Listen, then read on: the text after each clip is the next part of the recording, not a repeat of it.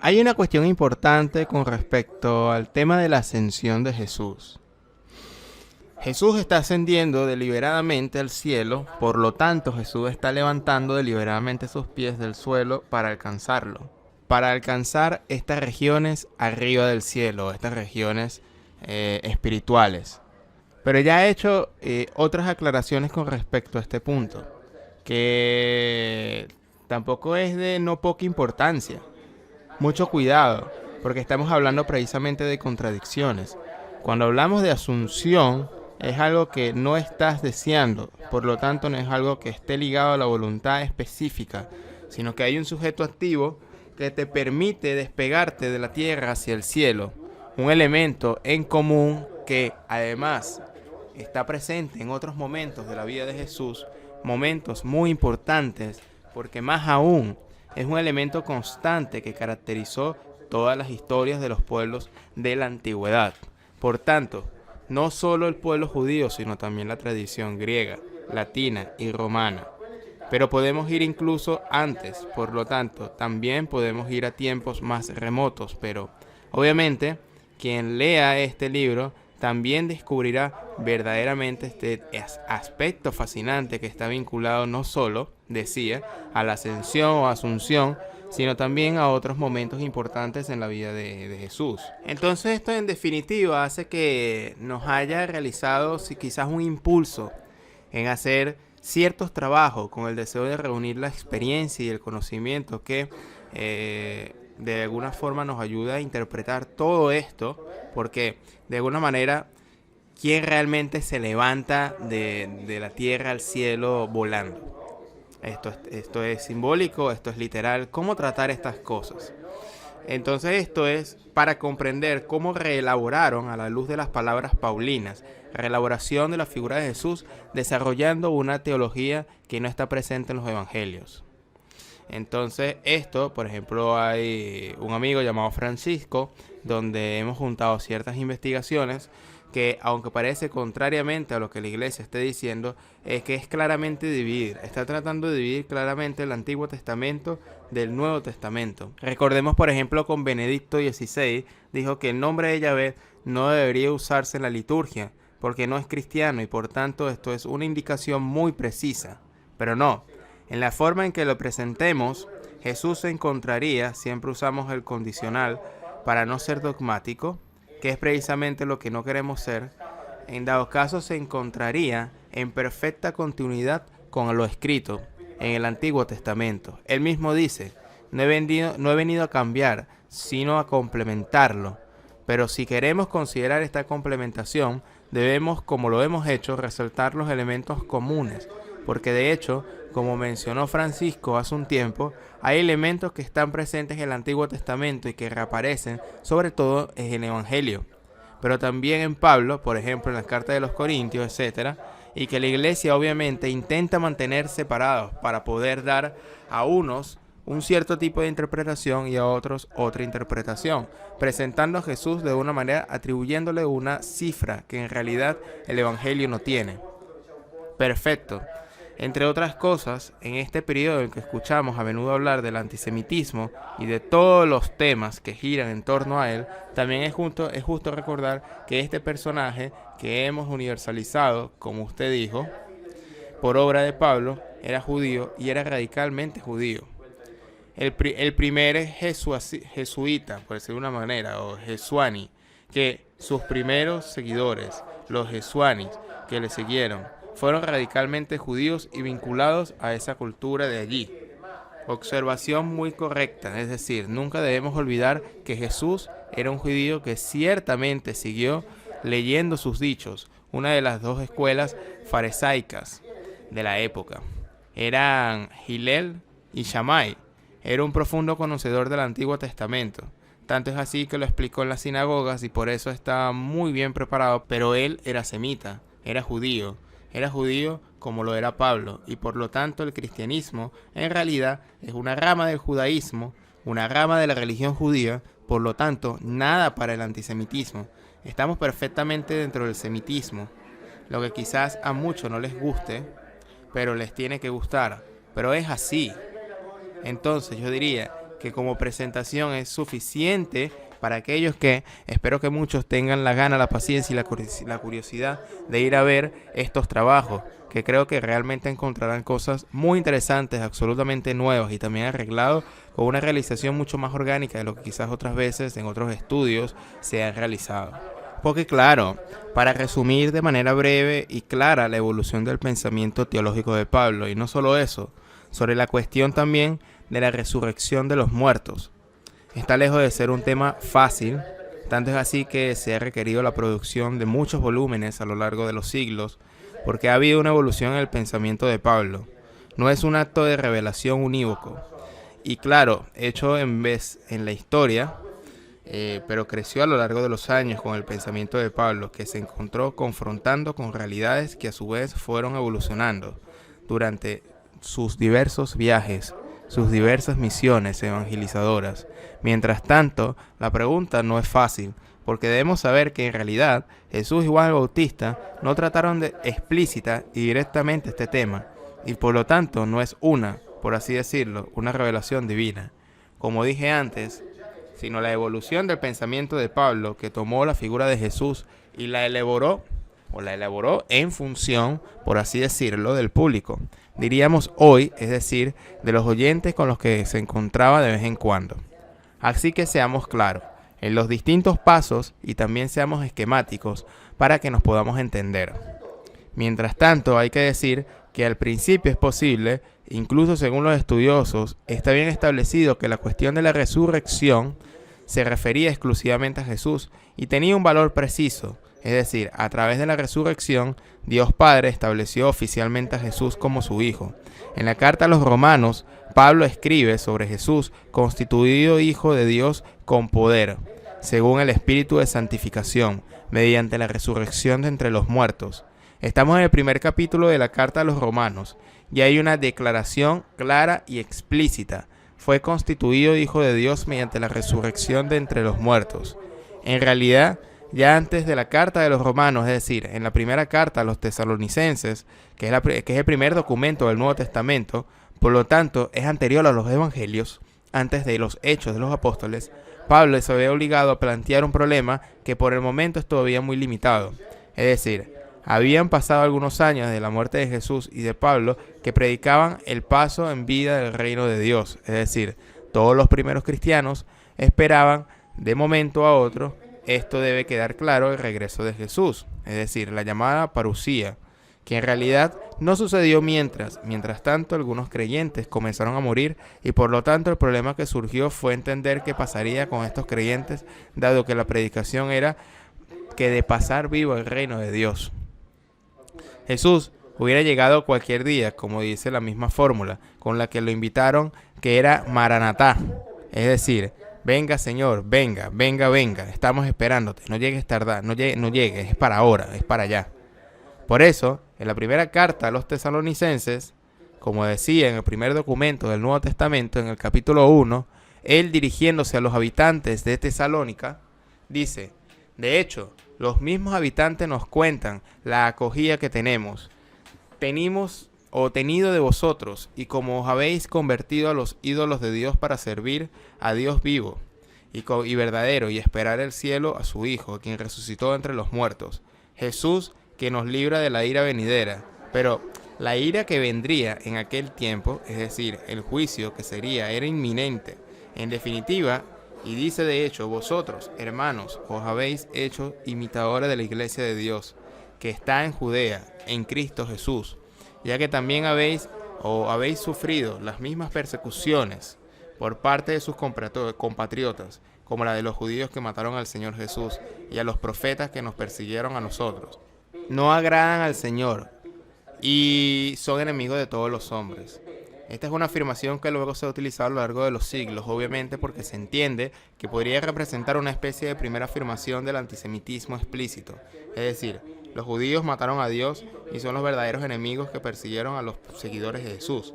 Pero allí estábamos, todavía, en una época en la que los muertos eran pocos, relativamente pocos comparados con los vivos que pasarían, vivos al nuevo reino nuevo, que en los evangelios está escrito que en realidad ya llegó, donde se usa el verbo en tiempo perfecto, es decir, El nuevo reino ha llegado, entonces debe hacerse realidad.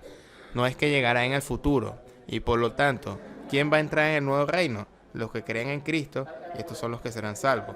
Así pues, en realidad todavía estamos relativamente lejos del problema de la muerte, es decir, del problema de que habría pasado con aquellos que habían muerto, mientras tanto a la espera de la llamada parusía, es decir, la llamada venida o regreso de Jesucristo. Y nuevamente la carta de los tesalonicenses, quienes evidentemente comenzaron a plantearle este problema, aunque aún era de poca importancia. No queremos dejaros en la ignorancia, hermanos, respecto a los que duermen, es decir, los muertos, para que no seáis afligidos como los demás que no tienen esperanza, es decir, los paganos. Los paganos no tienen esperanza, pero aquellos que han muerto en Cristo todavía pueden tener esperanza, por así decirlo, o al menos los vivos pues, pueden tener esperanza de aquellos que han muerto en Cristo, donde participarán de la salvación. Y dice, porque si creemos en Jesús, murió y resucitó, así también Dios reunirá con él los que durmieron en Jesús. Por eso os decimos que esta palabra del Señor, que nosotros los que vivimos, los que hayamos quedado, seremos, no procederemos a los que están vivos en la venida del Señor. Que hayan dormido, porque el Señor mismo es la señal dada por la voz del arcángel, de la trompeta de Dios, descenderá del cielo y los muertos que están en Cristo se levantarán primero. Por lo tanto, nosotros los vivos, los sobrevivientes, y aquí también está claro que nos referimos a esos tiempos, a esos años, en esos meses, esos días, no a las generaciones futuras. Y dice, así que nosotros los vivos, los supervivientes, junto con ellos, es decir, los pocos que duermen, los que mientras tanto han dormido en Cristo, seremos arrebatados en las nubes para encontrarnos con el Señor en el aire. La indicación es muy precisa aquí en esta lectura, e indica algo muy físico, y así estaremos siempre con el Señor. Por lo tanto, consolaos unos a otros con estas palabras.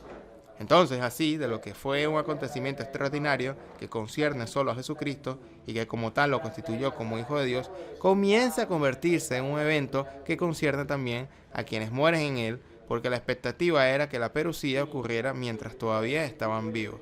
Pero está claro que pasaron los años, la carta de Tesalonicenses del año 50 después de Cristo, entonces ya habían pasado algunos años y por lo tanto, dentro de lo que aún eran pequeñas comunidades cristianas empezó a haber muertes y esto planteaba un problema bastante serio. Recordemos que hay un problema con respecto a un tema que Pablo de Tarso se enfrentó a la hora de que cuando Jesús supuestamente ascendió al cielo, y ya era el año 40, 50, 60 después de Cristo, y al ver que no venía, porque recordemos que hay una palabra llamada Marataná, que era regresar ya ahora. Ellos esperaban que Jesús hiciera Marataná, que viniera ya de una vez, que el reino ya estaba aquí, y ellos esperaban que de una forma u otra Jesús iba a venir, pero al pasar el tiempo ya había muertes de los mismos círculos cristianos por vejez, enfermedad, y se plantearon una gran pregunta: ¿qué pasaría con esas personas que mueren? Pablo de Tarso inteligentemente salva esta idea para decir que aquellos que murieron en Cristo se salvarán en la vida venidera. Entonces está claro que pasaron los años, la carta a los tesalonicenses del año 50 después de Cristo, entonces ya habían pasado algunos años y por lo tanto dentro de lo que aún eran pequeñas comunidades cristianas empezó a haber muertes. Y esto planteaba un problema, pero dice: consuela a vosotros mismos, estos resucitarán, y por lo tanto no serán un problema, no perderán su salvación. Por lo tanto tendrán salvación mientras. Todavía en la carta de Tesalonicenses, estamos en el capítulo 2, verso 16, Pablo dice: para aquellos, y aquí se refiere a los judíos, y luego también a los que lamentablemente como paganos no tienen salvación, la ira ha venido sobre ellos para el fin. Así que también aquí estamos en la confirmación que ha llegado el momento de estos verdaderamente, que es el final. Por tanto, los vivos, con los pocos muertos, entrarán en la gloria de Cristo, y los demás, lamentablemente sin esperanza, serán condenados eternamente.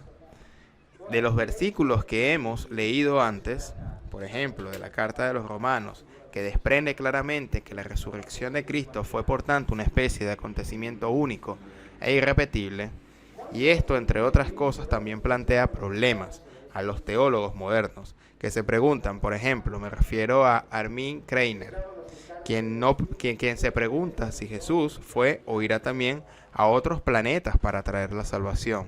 Si hubo o hay necesidad de salvación también en esos otros planetas. Es decir, si se cometió ahí también las fallas. Además, el llamado pecado original, como ya hemos visto en muchas conferencias pasadas, ni siquiera existe en nuestra historia. Ni siquiera existe en nuestro Antiguo Testamento. Por lo tanto, el problema de la resurrección no habría existido en sí mismo si entre tanto no hubiera habido muertes. Pero estas son obviamente inevitables cosas que señaló Pablo, y esto se entiende leyendo las cartas. Entendemos que él responde a las objeciones de los fieles. Y esto sucedió porque Jesús llegó tarde para volver, nunca vino. Aquí me viene a la mente las palabras del teólogo Sergio Quincio, quien dice que los cristianos son loables porque desde hace 2000 años, ahora más, se mantienen fieles a una promesa incumplida, porque han pasado 2000 años y no ha regresado, y hay que pensar que los primeros cristianos pensaban que regresarían algunos días, en algunos meses, y a lo sumo en algunos años, pero en cualquier caso, mientras estaban vivos y entonces en las diversas comunidades cristianas, especialmente por ejemplo en la de los Corintios, nuevas teologías comenzaron a desarrollarse. Nuevas teologías que, entre otras cosas, también estaba el conflicto entre sí.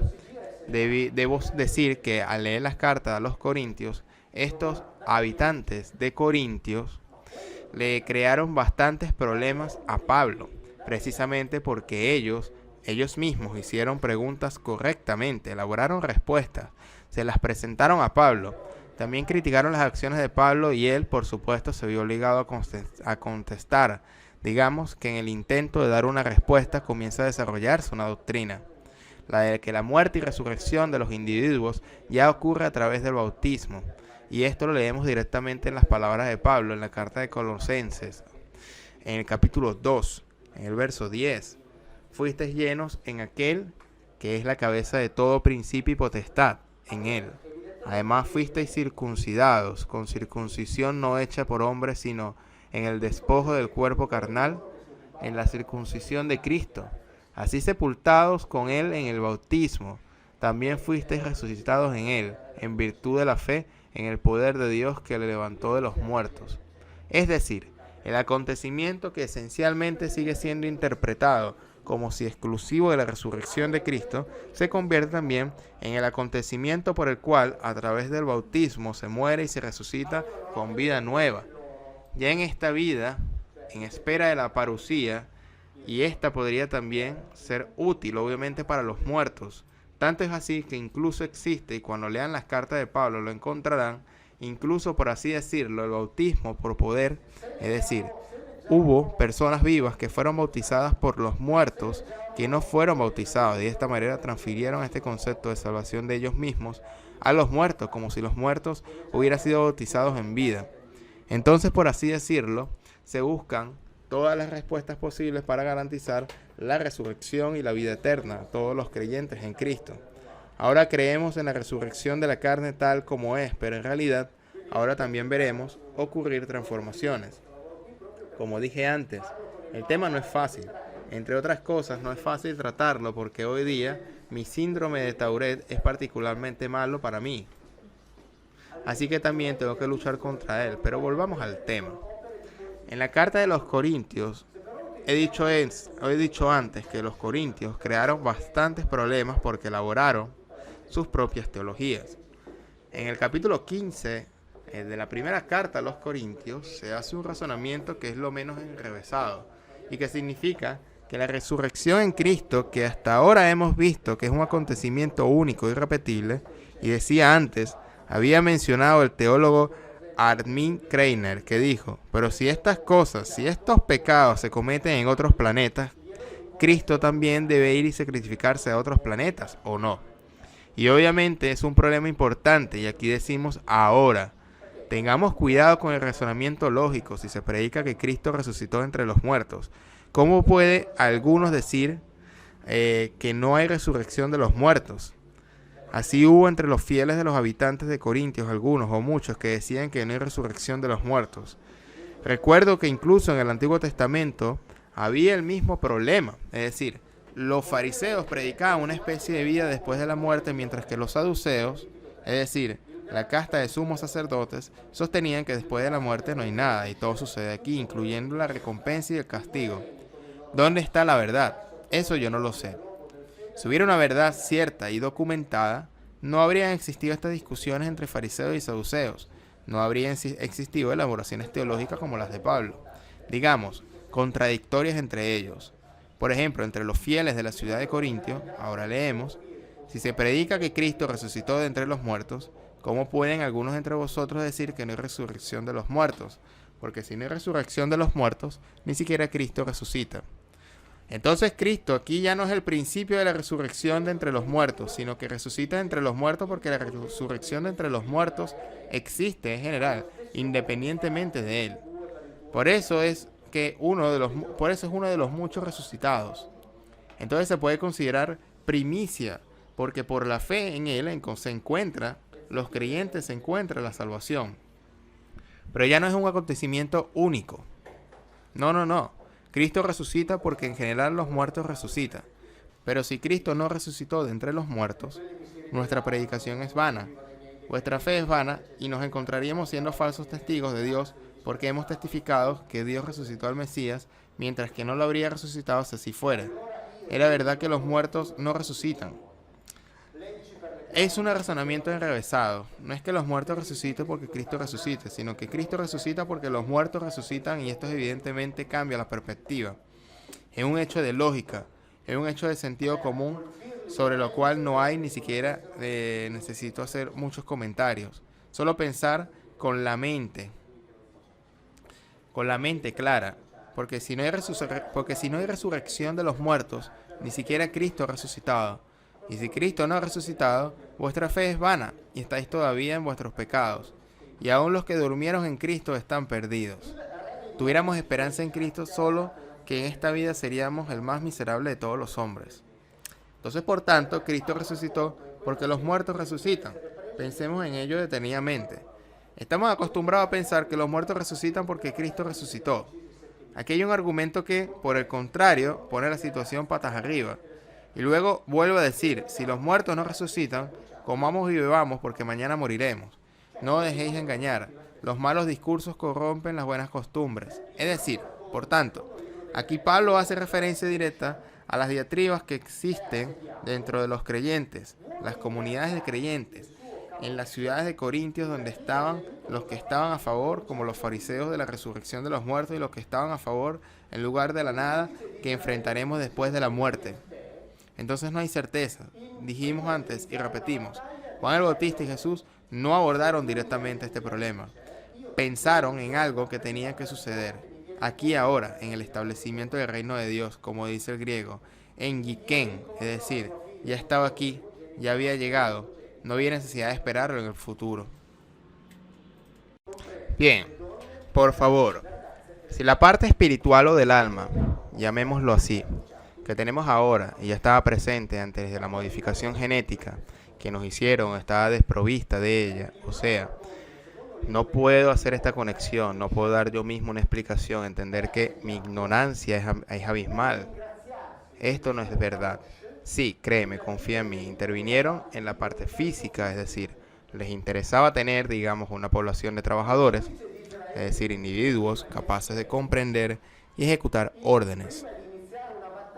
Entonces, claro, digamos que éramos sus criaturas, entre comillas. Entonces nos entrenaron, nos educaron. Luego también evolucionamos culturalmente por nuestra cuenta. Pero lo que aparece en los textos antiguos, atención, lo que aparece en los textos antiguos es la intervención física que, entre otras cosas, sí se aceptaba, al menos a nivel de hipótesis. Explicaría toda una serie de cosas que la ciencia actual, por muchas declaraciones de principios que haga, no es capaz de explicar. No solo es incapaz de explicaros, sino que dice claramente que el darwinismo no lo explica.